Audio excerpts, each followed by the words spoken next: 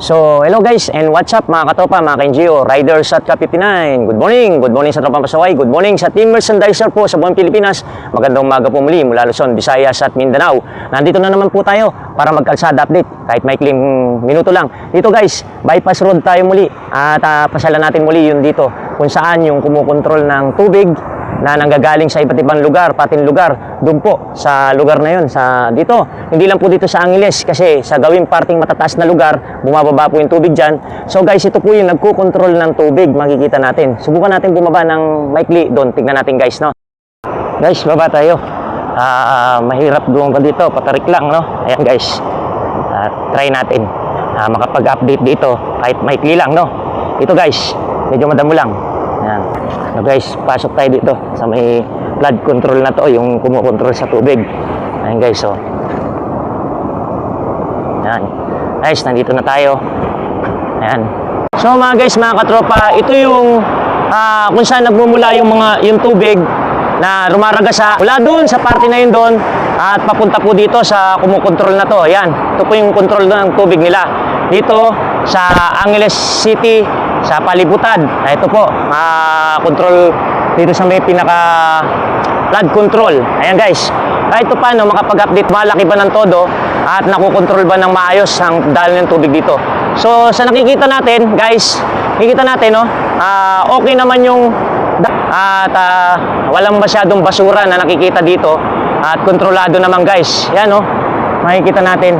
At kung may basura man na meron tiga ano dito, meron nagmi-maintain dito, may tao kung nakikita dito na sinasala yung ano ng basura dito. Kaya makikita natin. Ito, isa sa mga ano natin. So kung wala ito guys, makikita natin na siguro baka malaking tubig na yung magiginit. Ito yung pinaka nagko-control talaga ng ano, ayan no, guys. Kita natin, no?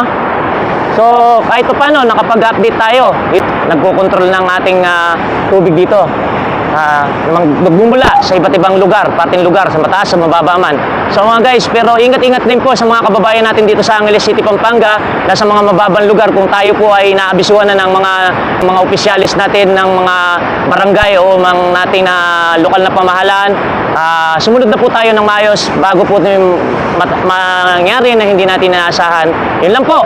At ako bumabati po na isang magandang umaga sa lahat sa buong Pilipinas, sa mga kapwa ko po NGO, riders at Ka-59 sa Tropang Pasaway, sa Team Merchandiser po sa buong Pilipinas, magandang umaga po muli. At hindi na po muna ako magsa-shoutout.